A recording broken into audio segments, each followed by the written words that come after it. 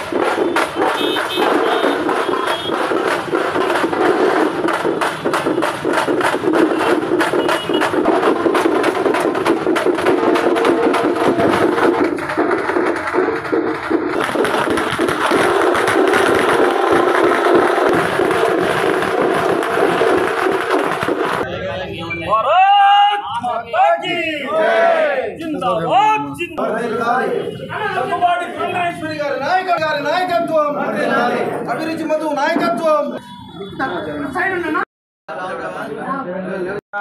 నమః ఓం మాధవాయ నమః ఓం గణాయ నమః ఓం వాసుదేవాయ నమః ఓం ప్రద్యుమ్నాయ నమః ఓం అనిరుద్ధాయ నమః ఓం పురుషోత్తమాయ నమః ఓం అధోక్షజాయ నమః ఓం నారసింహాయ నమః ఓం అచ్యుతాయ నమః వరార్తే శ్వేతవరాహ కల్పే వైవస్వతమం హరిహర సన్నిధౌ అస్మిన్ వర్తమాన వ్యావహారిక చాంద్రమాణేన స్వస్తి శ్రీ శోభకృతో శ్రీమాన్ శ్రీమతః యజమానస్య గోత్రోద్భవస్య. మేడం గోత్రం చెప్తారా? సహ కుటుంబస్యాయుష్యాభివృద్ధ్యర్థ నూతన కార్యజామి శుక్లాంబరధరం విష్ణుం శశివర్ణం చతుర్భుజం ప్రసన్నవదనం ధ్యాయే సర్వవిఘ్నోపశాంతయే అగజానన పద్మార్కం గజాననమహర్నిశం అనేకదంతం భక్తానాం ఏకదంతం ఉపాస్మహే. ఏకదంతం చతుర్హస్తం పాశమంకుశధారిణం రదంచ వరదమహస్తై బిభ్రాణం మూషకధ్వజం రక్తం లంబోదరం శూర్పకర్ణకం రక్తవాససం రక్తగంధానులిప్తాంగం రక్తపుష్పై సుపూజితం భక్తానుకంపినం దేవం జగత్కారణమచ్యుతం ఆవిర్భూతం చ సృష్టాద్యో ప్రకృతే పురుషాయ కోటి సూర్య సమప్రభ నిర్విఘ్నం గురు మే దేవ సర్వకార్యేషు సర్వదా. ఓం గం గణపతయే నమః. ప్రార్థనా పూర్వక నమస్కారం సమర్పయామి. శ్రీ వెంకటేశ్వర స్వామిని నమః. భవానీ శంకర స్వామిని నమః. పరమేశ్వరాయ నమః. ప్రార్థనా పూర్వక నమస్కారం సమర్పయామి. ఈశ్వర్యై నమః. కౌమార్యై నమః. ఇంద్రాణ్యై నమః. చాముండాయ నమః. వారాహ్యై నమః. మహాలక్ష్మీ నమః. ఓం చాముండాయ నమః. ఐంద్రీ నమః. జయ లక్ష్మీ మాతాయే నమో నమః. ప్రార్థనా పూర్వక నమస్కారం. అందరికీ నమస్కారం. ఈరోజు నంద్యాల జిల్లాలో ఒక వారం క్రితం అసెంబ్లీ కన్వీనర్ అనౌన్స్ చేయడం జరిగింది. అందులో భాగంగా మన నంద్యాల అసెంబ్లీ ముందుగా అభిరుచి మధు గారికి, అసెంబ్లీ కన్వీనర్ అయిన అభిరుచి మధు గారికి శుభాకాంక్షలు తెలుపుతూ ఈరోజు ఆయన ఆధ్వర్యంలో ఒక అసెంబ్లీ స్థాయి కార్యాలయం అనేది ఇక్కడ ప్రారంభించారు. నేను జిల్లా అధ్యక్షురాలు అయిన తర్వాత, భారతీయ జనతా పార్టీ జిల్లా అధ్యక్షురాలు అయిన తర్వాత కంప్లీట్ జిల్లా కమిటీ, ఒక జంబో కమిటీ ఏర్పాటు చేసుకున్నాము. అలాగే మోర్చా కమిటీలు ఫుల్ఫిల్ అయ్యాయి. అందులో భాగంగా 37 మండలాలు, అంటే 36 మండలాలు మండల కమిటీ కంప్లీట్ చేసేసాము. ఇప్పుడు మేము అందరం కలిసి, ఇక్కడ ముఖ్య నాయకులు ఉన్నారు, మా ఇన్ఛార్జ్ గారు పొద్దుకుంట రమేష్ నాయుడు అన్న ఇన్స్ట్రక్షన్స్ పైన మేము ఇప్పుడు ముందు బూత్ కమిటీలు వేసుకుంటాం. ప్రతి బూత్ని 11 మంది ఉండేలాగా బూత్ కమిటీలు ఏర్పాటు చేశాము. ఇవన్నీ కూడా ఎలక్షన్కి మేము ఎలక్షన్లో యాక్టివ్గా ఉండి ప్రతి అసెంబ్లీలో భారతీయ జనతా పార్టీ క్యాండిడేట్ నిలబడబోతున్నారు, ఖచ్చితంగా గెలవబోతున్నాము. కాబట్టి ప్రతి ఒక్కరు, నేను కోరేది ఒకటే, నేను అడిగేది, ప్రశ్నించేది కూడా ఒకటే, ప్రజలు ఆలోచన చేసి ఓటు వేయండి. ఈసారి మాత్రం ఆలోచన చేసి ఓటు వేయండి. మీరు అందరూ గమనిస్తే వైసీపీ ప్రభుత్వము వచ్చి 4.5 సంవత్సరాలు అయింది. ఈ 4.5 సంవత్సరాల్లో ఏమైనా అభివృద్ధి జరిగిందా అంటే నిల్. ఈ ప్రభుత్వము ఎలా అయిపోయిందంటే ఈతకాయ ఇచ్చి తాటికాయ లాక్కున్నట్టు, ఇంత ఘోరం. మీరు గమనిస్తే ఎవరికైనా ఇక్కడ న్యాయం జరిగిందా? రైతులకు కానీ, యువతకు కానీ, మహిళలకు కానీ, ఎవరికైనా, ఎస్సీ సామాజికులకు, బీసీ సామాజికులకు ఎవరికైనా న్యాయం జరిగిందా? లేదు. జాబ్ క్యాలెండర్ అని చెప్పారు. 4.5 సంవత్సరాలైంది. ఒక జాబ్ క్యాలెండర్ వదిలారు, 10,000 జాబులు ఇచ్చారు. అంతేనా? 10,000 జాబులేనా కావాల్సింది ఈ రాష్ట్రానికి? యువత ఇంజనీరింగ్లు, మెడిసిన్, అంత చదువులు చదివి ఇక్కడ ఉద్యోగాలు లేక పాపము బిచ్చగాళ్ళు అయిపోయినారు మన రాష్ట్రంలో.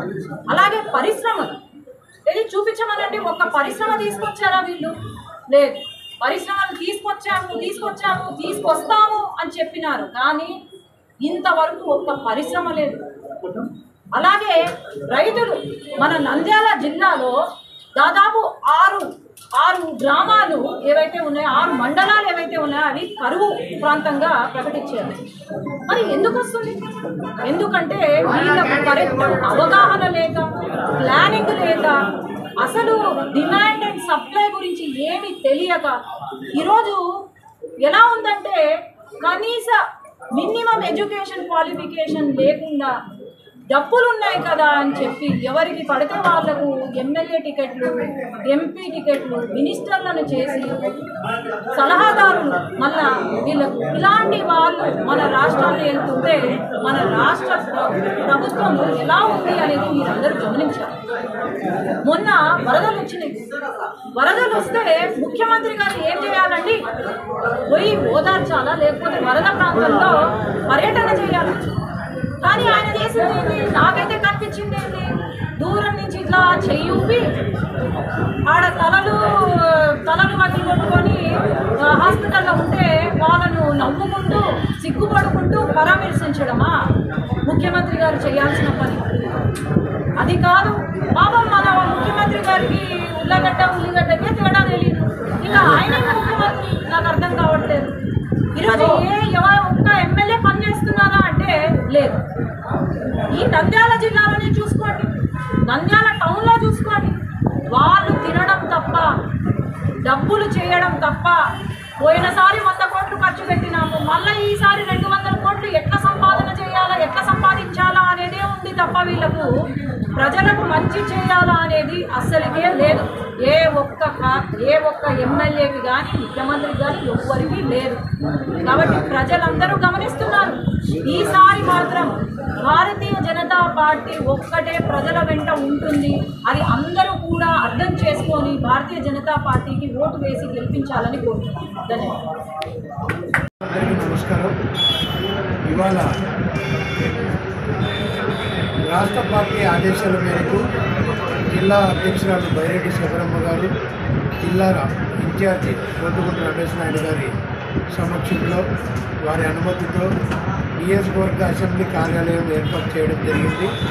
ఈ అసెంబ్లీ నియోజకవర్గానికి నన్ను కన్వీనర్గా రాష్ట్ర పార్టీ నియమించడం జరిగింది.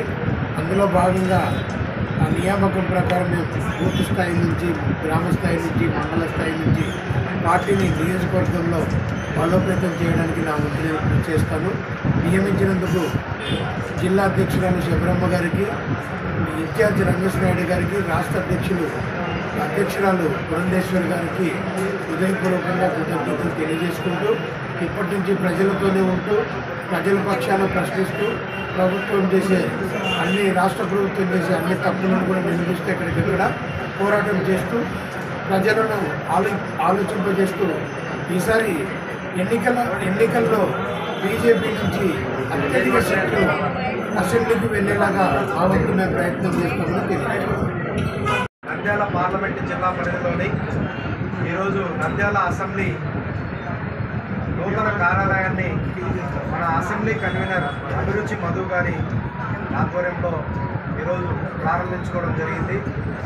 మా జిల్లా అధ్యక్షురాలు డాక్టర్ బైరెడ్డి శబరి గారు, అలాగే సీనియర్ నాయకులు ఇంటి ఆదినారాయణ గారు, బ్రహ్మంజీ గారు, మేడా మురళి గారు, అందరికీ నమస్కారం.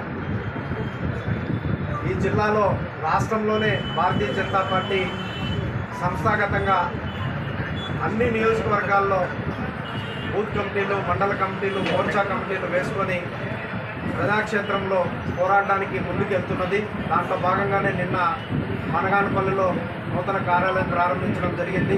అలాగే విద్యుత్ సమస్యలపైన అక్కడ అసెంబ్లీ నాయకులతో పెద్ద ఎత్తున నిరసన కార్యక్రమం తెలపడం జరిగింది. ఈరోజు ఇక్కడ కూడా నంద్యాలలో కూడా విద్యుత్ సమస్యలపైన ధర్నా కార్యక్రమం చేయబోతున్నాం.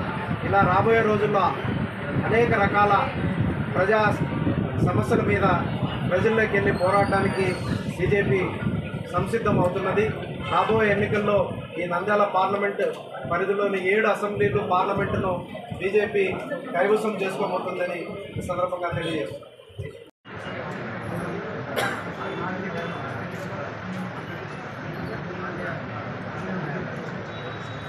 పత్రికా ప్రతినిధులకి, మీడియా ప్రతినిధులకి అందరికీ, మన ప్రెసిడెంట్ గారు డాక్టర్ శబరి గారికి, ఇన్ఛార్జ్ రమేష్ నాయుడు గారికి, ఇక్కడ కూర్చున్నటువంటి పెద్దలందరికీ,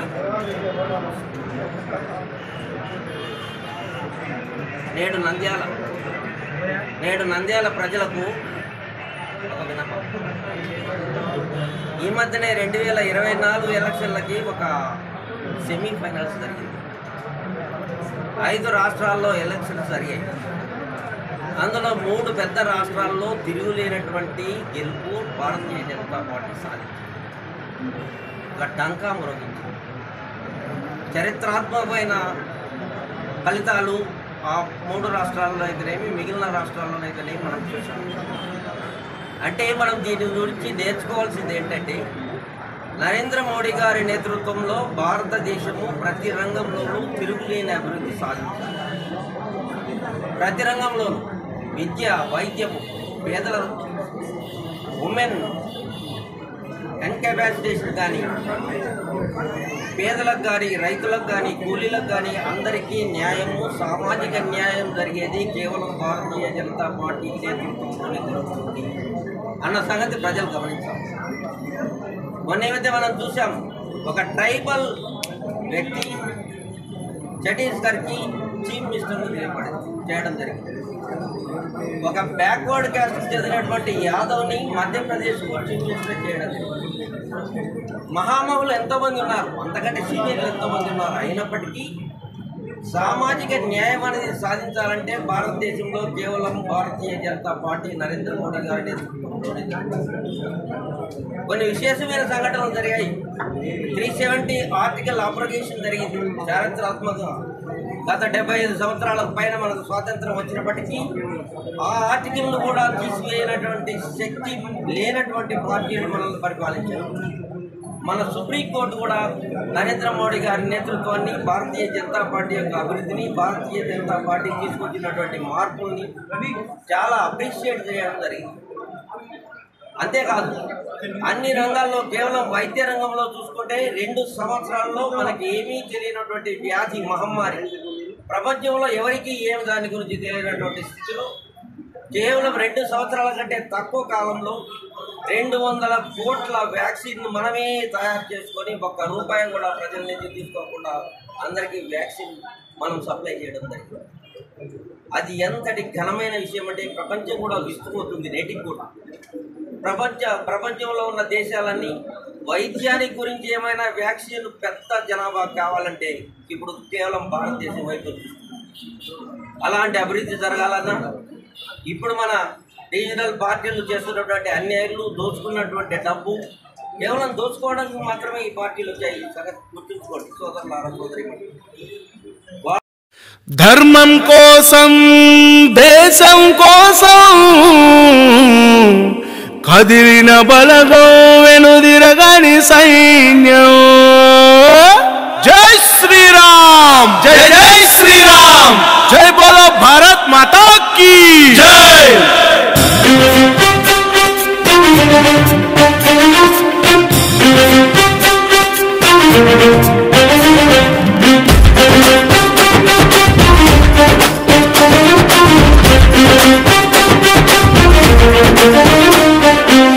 ఘనఘనమని అడుగేసిన సేన కృష్ణ ధర్మ రక్షణ, ఘనఘనమని రగిలే యువసేన కృష్ణ ధర్మ రక్షణ. ఘనఘనమని అడుగేసిన సేన కృష్ణ ధర్మ రక్షణ, ఘనఘనమని రగిలే యువసేన కృష్ణ ధర్మ రక్షణ. గాయపడిన సింహాల వలె గర్జిస్తున్నది ఈ సేన, సనాతనాన్ని కాయుటకై అవతరించను ఈ సేన. కలిగిపోతున్న హిందూ ధర్మాన్ని కాపాడాలని మా తపన, హిందూ ధర్మాన్ని చులకన చేస్తే పంజాబీ సురతాం ఇక పైన. రక్షణ రక్షణ ఇది కృష్ణ ధర్మ రక్షణ, రక్షణ రక్షణ ఇది కృష్ణ ధర్మ రక్షణ.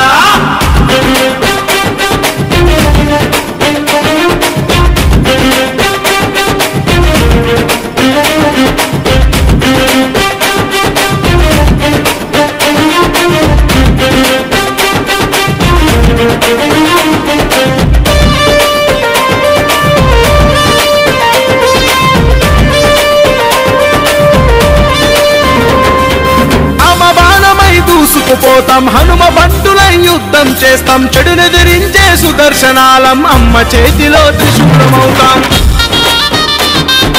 ఆశాయం జెండను ఎగరేస్తాం, ధర్మం కోసం ప్రాణాలిస్తాం, దుష్టుల పాలిటయముల్లమవుతాం, సనాతనానికి సాగిల పడతాం. తల్లి భారతికి నిండు ప్రాణాలు తుచ్చమేనని అర్పణ చేస్తాం. రక్షణ రక్షణ ఇది కృష్ణ ధర్మ రక్షణ, రక్షణ రక్షణ ఇది కృష్ణ ధర్మ రక్షణ.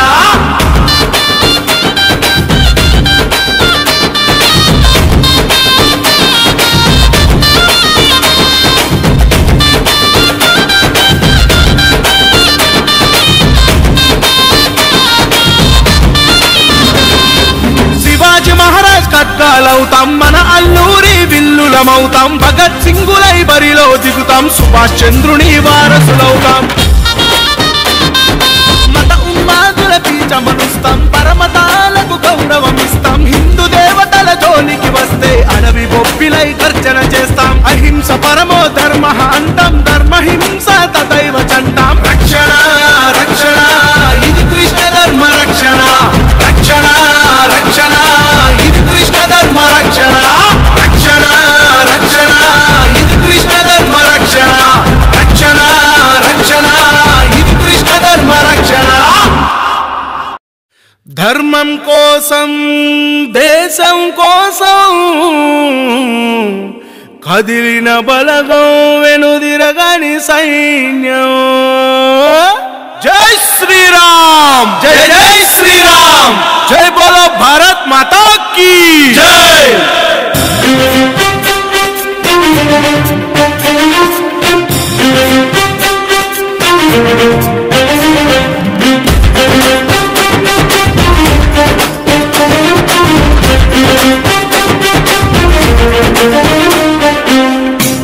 ఘనఘనమని అడుగేసిన సేన కృష్ణ ధర్మ రక్షణ ఘనఘనమని రగిలే యువసేన కృష్ణ ధర్మ రక్షణ ఘనఘనమని అడుగేసిన సేన కృష్ణ ధర్మ రక్షణ ఘనఘనమని రగిలే యువసేన కృష్ణ ధర్మ రక్షణ గాయపడిన సింహాల వలె గర్జిస్తున్నది ఈ సేన సనాతనాన్ని కాయుటకై అవతరించను ఈ సేన నలిగిపోతున్న హిందూ 30 సంవత్సరాల తర్వాత నంద్యాల సేవకులకు బీజేపీ నంద్యాల శాఖ వేడాంపుల్లి గారు అలాగే అభిషిమతి గారు జిల్లా అధ్యక్షురాలు శబరి గారు రమేష్ నాయుడు గారు మాకు సన్మానం చేసినందుకు బీజేపీ కమిటీ అందరికీ మేము ధన్యవాదాలు తెలుపుతున్నాము.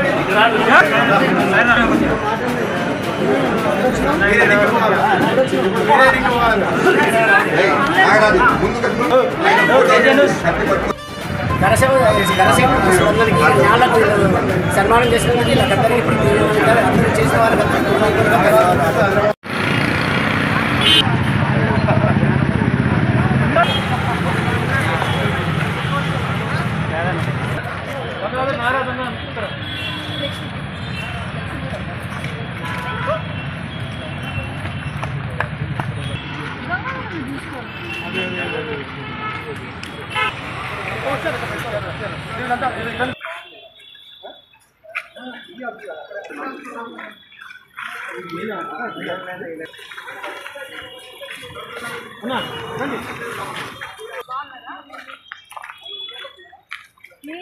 దీంట్లో కూడా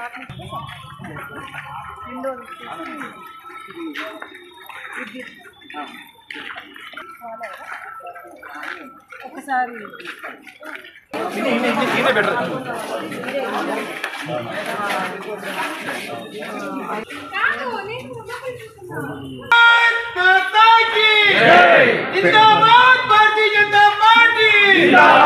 కరెంటు ఛార్జీలు మోపిన ప్రభుత్వము కరెంటు ఛార్జీలను వెంటనే కరెంటు ఛార్జీలను వెంటనే పెంచిన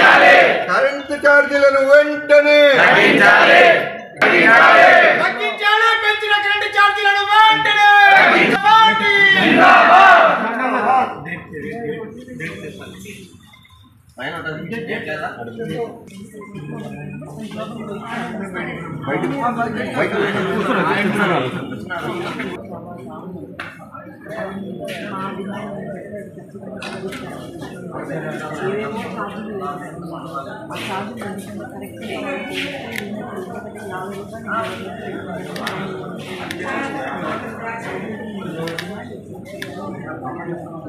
ఇంకోటి డేట్లో కూడా కరెక్ట్ దానికి రాదు ఇంకో డేట్కి రారాక ఇంకో డేట్కి వచ్చేస్తారు అప్పుడు కూడా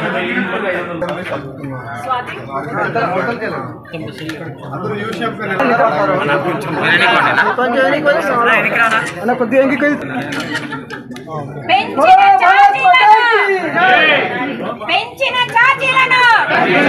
పెంచిన ఛార్జీలను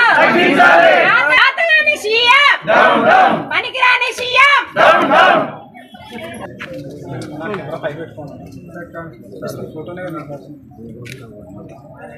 అందరికీ నమస్కారం. మా భారతీయ జనతా పార్టీ రాష్ట్ర అధ్యక్షురాలు పురంధేశ్వరమ్మ ఆదేశాల మేరకు రాష్ట్ర వ్యాప్తంగా ప్రతి అసెంబ్లీలో ఈ విద్యుత్ ఛార్జీల పెంపు పైన మహాధర్నా కార్యక్రమం, యూనిట్ లోపల బిల్లు వస్తే ఫ్రీ చేస్తాము, రైతులకు ఫ్రీ చేస్తాము అని చెప్పి ఏవేవో పాటలు రాగాలు తీశారు. ఏమన్నారు, బాదుడే బాదుడు అనే పాట పాడినారు. ఇప్పుడు కూడా ముఖ్యమంత్రి అయిన తర్వాత కూడా అదే పాట పాడుతున్నారు.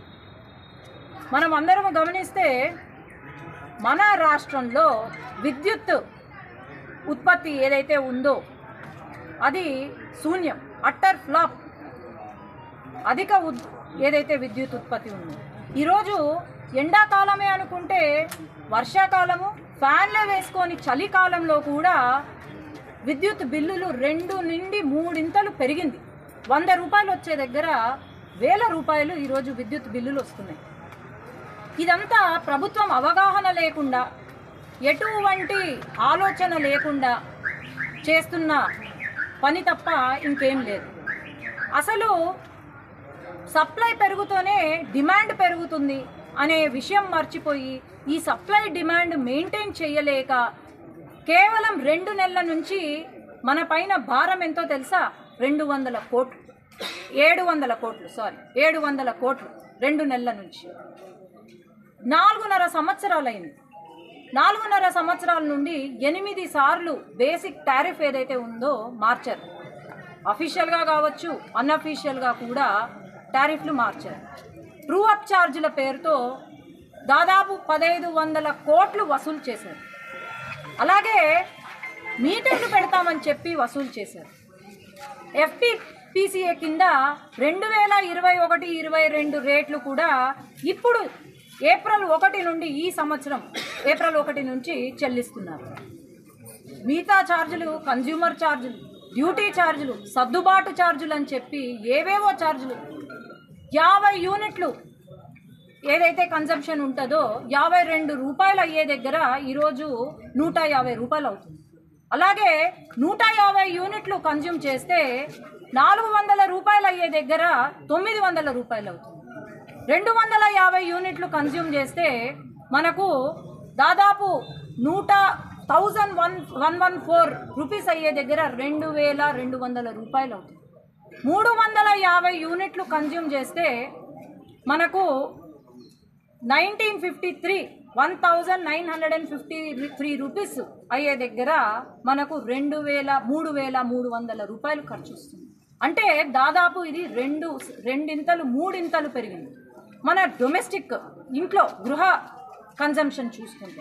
అలాగే జల విద్యుత్ చూసుకుంటే ఈరోజు NHPCకి చాలా ప్రాజెక్టులు మనము NHPC కింద ప్రాజెక్టులు ఇవ్వాల్సి ఉంటుంది. కానీ వీళ్ళు ఏం చేస్తున్నారు? వాళ్ళ సొంత మనుషులకు డైవర్ట్ చేసేసి దాదాపు 6,600 మెగావాట్లు ఈరోజు వేస్ట్కి వెళ్ళిపోయాయి. అలాగే 7 ప్రాజెక్టులను పక్కన పెట్టారు. మరి థర్మల్ కన్జంప్షన్ ఎక్కడైనా మనకు థర్మల్ కన్జంప్షన్ ఏదైతే ఉందో అది ఎక్కాల, పర్సంటేజ్ అనేది ఎక్కాల. మనం చూసుకుంటే ఇన్స్టాల్డ్ కెపాసిటీ ఉత్పత్తి ఏదైతే ఉందో శాతం ఏదైతే ఉందో ఏప్రిల్లో 71% ఉండగా ఇప్పుడు 69% పడిపోయింది. ఎందుకు పడిపోతుంది? కేవలం రాష్ట్ర ప్రభుత్వం చేస్తున్న ఆలోచన లేని పనులు చేస్తున్న పనే తప్ప ఇంకా ఏం లేదు.